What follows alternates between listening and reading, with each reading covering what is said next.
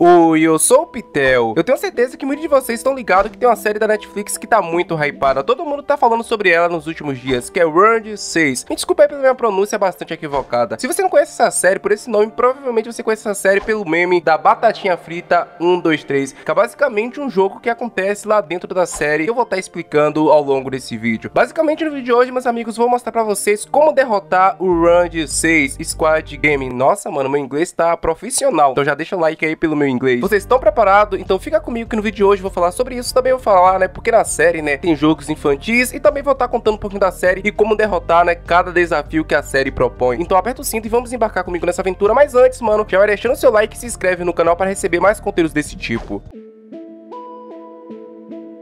Um grupo de 456 pessoas são convidadas para participar de um jogo misterioso. Basicamente, essas pessoas foram escolhidas a dedos. As pessoas que foram escolhidas foram justamente pessoas que estavam em situações bastante complicadas. Eram pessoas que estavam endividadas, que estavam falidas e tal. Pessoas, né, que não tinham como pagar aquelas dívidas. Basicamente, elas receberam esse convite, né, para estar participando desse jogo, onde o vencedor ia ganhar um prêmio milionário. Mas mal sabiam elas o que elas iam ter que passar para estar vencendo tudo isso. Mas calma, calma, que já já eu chego lá. E uma dessas pessoas que recebeu esse cartãozinho para participar desse jogo foi o Ji-Hoon, que é basicamente o personagem principal dessa série. Esse personagem, para você que não sabe, ele tava vivendo em uma situação bastante complicada. Basicamente, ele já estava separado da sua esposa há um bom tempo e a sua esposa estava morando em outra casa com outro homem junto com sua filha. Esse personagem era um homem desempregado, né, falido, onde morava com a mãe. E além de tudo isso, meus amigos, o cara ainda era viciado em aposta de corrida de cavalo. Sim, cara, o cara era falido, um zero esquerda, e mesmo assim o cara pegava o pouco que ele tinha para apostar. Quando ele não tinha dinheiro, ele simplesmente pegava o cartão da mãe e roubava a própria mãe para apostar o dinheiro. E ainda perdia dinheiro. E a única vez que ele ganhou, ele acabou perdendo o dinheiro que ele ganhou, cara. O cara não tem sorte. O único dia que o cara ganha no jogo, o cara ainda perde o dinheiro que ganhou. E como tudo isso não fosse suficiente, a mãe dele também tava muito doente. E você acha que para por aí? Não, cara, esse daí é um verdadeiro derrotado, porque o pior de tudo é que ele também tava devendo a agiota. O agiota deu prazo de um mês para ele estar pagando a sua dívida, senão ele ia acabar partindo dessa pra pior. Então, cara, ele foi uma dessas pessoas que recebeu esse convite e obviamente ele aceitou. Olha a condição desse mano, cara. O cara não tinha nada a perder. O prêmio desse jogo é o prêmio no valor de 45,6 bilhões de yuans, que convertido para o real brasileiro dá mais de 200 milhões de reais. Nossa, manos, é muita coisa. Só queria, mano, 1% disso daí pra mim comprar uma rede. Então, mano, se inscreve aqui no canal pro Baiano comprar uma rede, cara. Se inscreve aqui, por favor. Eu nunca te pedi nada. Se inscreve aqui no canal, deixa seu like e compartilha pro Baiano comprar uma rede. Resumindo, vamos começar pela primeira prova. A primeira prova é a prova mais conhecida que todo mundo fala, que é a prova da batatinha frita 1, 2, 3. Basicamente, todos os participantes foram para um local fechado e lá tinha uma boneca em pé gigante. Essa boneca é pior do que a Annabelle. E basicamente essa boneca ia falar batatinha frita 1, 2, 3. E durante esse tempo que ela estivesse falando isso, você teria que dar passos até cruzar a linha de chegada para você então tá ganhando. E toda vez que a boneca parasse de falar batatinha frita 1, 2, 3, você tinha que se congelar na posição que você estava. Não importa, mano, se tu tava andando de 4 pés, tu teria que ficar congelado naquela posição. E as pessoas que continuassem se mexendo quando a boneca acabasse de falar batatinha frita 1, 2, 3, infelizmente ia acabar sendo eliminado, não só do jogo, mas como da vida. E eles não sabiam disso, eles acabaram descobrindo isso com o tempo, porque muitas pessoas acabaram sendo eliminadas, cara, porque se mexeram. Eles não sabiam que eles iam acabar partindo dessa pra melhor, porque isso não foi dito, e daí as pessoas ficaram desesperadas e o negócio começou a tirar o povo tudo desesperado, muita gente começou a cair, porque a boneca, pra vocês que não sabem, tem um sensor nos olhos que basicamente ela capta movimento. Se você se movimentasse quando ela parasse de falar batatinha frita 1, 2, 3, você ia acabar partindo dessa. Então, manos, é basicamente nesse momento que a gente tem que utilizar a inteligência. Como eu disse pra vocês anteriormente, a boneca capta movimento. Então, se você ficasse escondido atrás de uma pessoa, basicamente a boneca não ia captar. Se você desse uma tremida, suas pernas bambeassem, basicamente a boneca não ia captar, porque você ia estar basicamente escondido atrás de outra pessoa. Porém, se você fizesse isso ia atrasar muito o seu tempo, porque tinha um tempo determinado para as pessoas cruzar a linha de chegada. Se eu tivesse nessa situação, o que eu faria, cara? Eu ia sempre atrás das pessoas que estavam à minha frente, e se aquela pessoa porventura bambeasse e ela acabasse partindo dessa pra melhor, eu ia buscar outra pessoa, ia me esconder atrás da outra pessoa e ia seguindo ela. O erro de muitas pessoas ali na série, pelo que eu vi, foi porque elas saíam correndo desesperadas e quando a boneca parava, elas tentavam frear e elas se esqueceram que ela não é carro, ela não tem um freio de ABS. Infelizmente, elas não conseguiam parar na hora certa e com isso a boneca via elas se movimentando e elas acabavam sendo eliminadas. Eu acho que eu me daria bem, cara. Com o tamanho das minhas pernas, né, eu conseguiria dar 3 passos e eu já estaria cruzando a linha de chegada. Eu acho que sair correndo desesperado não seria a melhor opção, porque quando a boneca parasse de contar, eu não ia conseguir frear, então eu ia tentar dar passos longos ao invés de sair correndo desesperado. Sempre que eu parasse, eu ia ficar na posição tipo um corredor e ia deixar as mãos em cima das minhas coxas para evitar a tremedeira. Eu faria basicamente isso para estar vencendo essa primeira etapa desse jogo. E você, mano, deixa nos comentários o que você faria. Passaram a primeira etapa, todo mundo ficou desesperado. Foi daí que as pessoas resolveram fazer uma votação, né, para encerrar o jogo. Dessa votação, quem ganhou foi as pessoas que queriam ir para casa. E sim, eles liberaram as pessoas para ir para casa. Porém, as pessoas, quando chegaram nas suas vidas reais e tal, elas viram que a sua vida era muito mais angustiante do que quando ela tava lá no jogo. Então elas resolveram voltar pro jogo novamente. Eles enviaram outro cartãozinho para elas novamente e elas aceitaram e voltaram novamente pro jogo. E vale ressaltar que não foram todas as pessoas que voltaram. Teve algumas pessoas que não aceitaram voltar para o jogo, enfim. E é daí que começa a segunda prova, que é bastante peculiar. É o jogo da colmeia.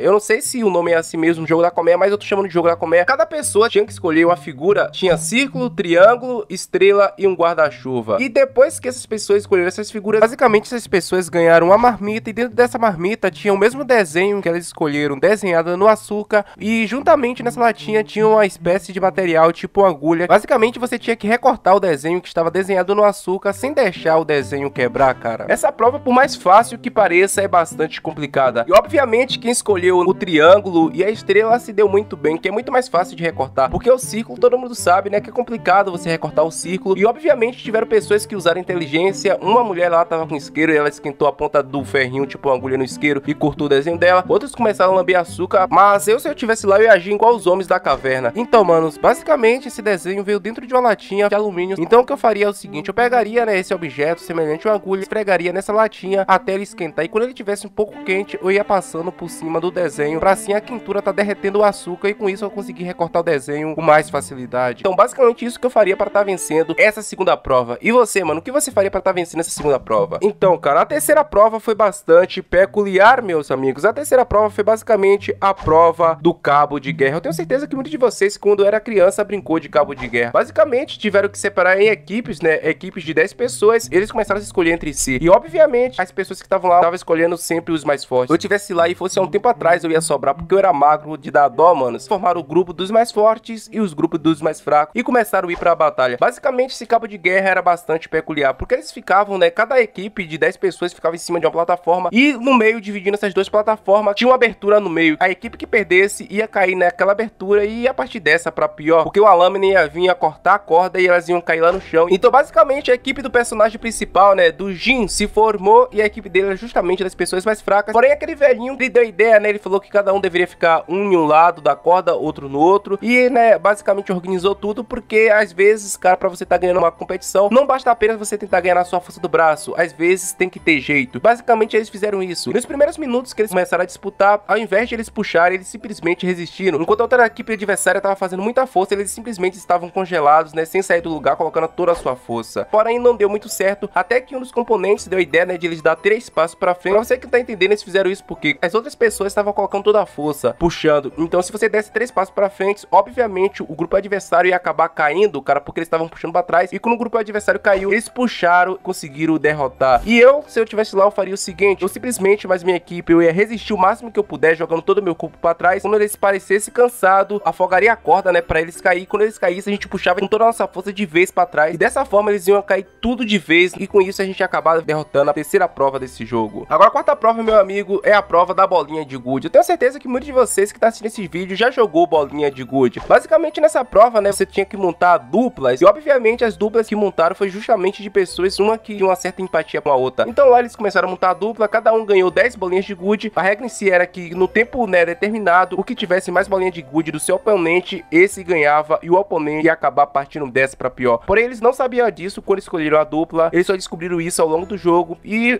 cara, é bastante complicado. Eles chegaram naquela situação que você tem que decidir entre você e a pessoa. E o personagem principal dessa série venceu essa etapa. E eu, se eu tivesse lá, eu faria o seguinte, cara. Como cada um tava com 10 bolinhas, eu ia tentar jogar a bola de gude de forma tradicional. Porém, a gente ia fazer uma mão só, apostando tudo nessa mão. Porém, ia falar o seguinte pro meu adversário: para ele colocar o saquinho dele, que tinha de 10 bolinhas de gude, e pegar apenas 2 bolinhas de gude. Uma dessas bolinhas ele deixar no chão pra eu tentar acertar, e a outra ele ficar segurando pra usar pra tentar acertar minha bolinha. E quem conseguisse acertar primeiro ficava com todas as bolinhas de gude do parceiro. Porém, quando eu fizesse isso, lembra que todas as pessoas que estavam nesse jogo usavam jaqueta. Ao invés de eu pegar 2 bolinhas de gude, eu pegava 3. Uma eu colocava dentro da minha jaqueta e a outra botava no chão e tentava acertar com a outra. Com isso, se eu errasse, eu teria outra bolinha de gude, eu teria outra chance. Se eu acertasse, quebrasse, eu ganharia logo de primeira. Eu sei, cara, que é meio estranho, mas eu usaria minha inteligência, eu ia fazer dessa forma. A penúltima prova foi a prova da ponte de cristal. Primeiramente era o seguinte, tinha diversos manequins na frente dos participantes, e vocês tinham que escolher um daqueles manequins, e cada manequim tinha um colete com um número. O número ia de 1 a 16. Obviamente, muitas pessoas, né, escolheram os números do meio. Sinceramente, eu não escolheria nem o número 1, nem o número 16. Eu provavelmente escolheria o número 7, que é o número da perfeição. E basicamente, eles, né, foram levados de uma ponte onde eles tinham que atravessar de um lado para o outro. Lembrando que essa ponte tinha 18 pares de quadrado de vidros. E o problema disso é que tinha quadrados que era feito de vidro normal, que se você pisasse, você caía. E outros eram feitos de vidro temperado, vidro mais resistente, que aguentava até 2 pessoas. E você tinha que adivinhar qual era qual, dando passo por passo até atravessar outro lado. E você já sabe, né, o que acontece, né? Os primeiros a atravessar geralmente são os que se dão mal, porque se ele errar, a gente já vai saber, né, por onde passar. E basicamente, né, se o quadrado de vidro quebrar, você ia acabar caindo no chão. Então, cara, basicamente para vencer essa prova, né, como eu falei para vocês, eu escolheria logo o número 7. Não sei se vocês repararam, mas ao lado de cada quadrado de vidro tem uma espécie de ferro para segurar os blocos. Então, ao invés de eu pular no meio do quadrado, eu ia sempre pular pisando nos dois ferros, no ferro que tava no lado direito e no ferro que tava no lado esquerdo, como se estivesse brincando de amarelinha, cara, pulando em cima das cordas, porque fazendo isso, se o quadrado quebrasse, eu não ia cair porque eu estaria apoiado em cima do ferro. Então, cara, depois dessa prova só ficaram apenas 3 jogadores, sendo que uma delas, infelizmente, acabou partindo dessa pra pior. Então restaram apenas 2 participantes. E o sexto jogo é o mais complicado, que é o jogo da Lula. Basicamente, nesse jogo, o cara teria um no ataque e um na defesa. O atacante, basicamente, o objetivo dele era passar pelo cara que tava na defesa e chegar até a cabeça da Lula pra estar vencendo o jogo. E o objetivo da defesa era simplesmente não deixar o atacante passar. Então, era 2 caras e justamente os 2 amigos que ficaram, né, que é o Jin, o personagem principal da série. Então, eles iam ter que disputar entre si, bastante complicado. E quem venceu essa prova foi justamente o Jin, cara, o personagem principal. Eu, sinceramente, se eu tivesse lá, o que eu faria é o seguinte, eu ia atacar o cara, mesmo o cara sendo meu amigo, eu ia fazer isso, né, mas vale ressaltar que eu ia fazer isso com todo respeito, né, cara, ia com tudo pra cima dele, ia derrubar logo ele, ia pisar logo na cabeça da Lula. Era sem enrolação, eu ia logo direto ao ponto. Se não se enfrentasse, nenhum dos dois ia vencer, talvez a gente nem saísse de lá, os caras lá do jogo mesmo botassem a gente pra partir dessa pra melhor, ou seja, um teria que vencer o jogo, e se eu não vencesse, provavelmente seria o outro que ia vencer. Então, entre ele e eu, é claro que sempre eu vou escolher eu. O Jin, finalmente ele venceu, ele ganhou seu prêmio milionário, ele voltou, né, pra sua vida normal, porém o mesmo, quando chegou, ele acabou perdendo a mãe, e sabe o pior disso tudo, que ele ficou um tempão sem mexer em um tostão do prêmio, e depois, lá no finalzinho, ele encontra com o senhor, lembra daquele senhor? E ele descobre que, na verdade, o criador do jogo, esse senhor que tava participando do próprio jogo, esse senhor criou esse jogo e ele mesmo foi participar. É basicamente isso que acontece nessa série. É claro que eu dei uma grande resumida, eu foquei apenas, né, nos desafios da série, e, cara, a pergunta de muitas pessoas é por que, né, os criadores da série escolheram colocar logo as brincadeiras de crianças como provas da série. Se a sua pergunta é essa, calma que eu vou explicar tudo pra vocês utilizando um trecho do meu vídeo anterior. E vale ressaltar que meu vídeo anterior, né, explicando, né, como essa série foi criada, tudo está aí no comentário fixado e na descrição. Então, quando acabar esse vídeo, assiste o vídeo anterior que eu tenho certeza que vocês vão gostar. Então, confere aí um trecho explicando. Segundo o diretor da série, Don Yuki Wang,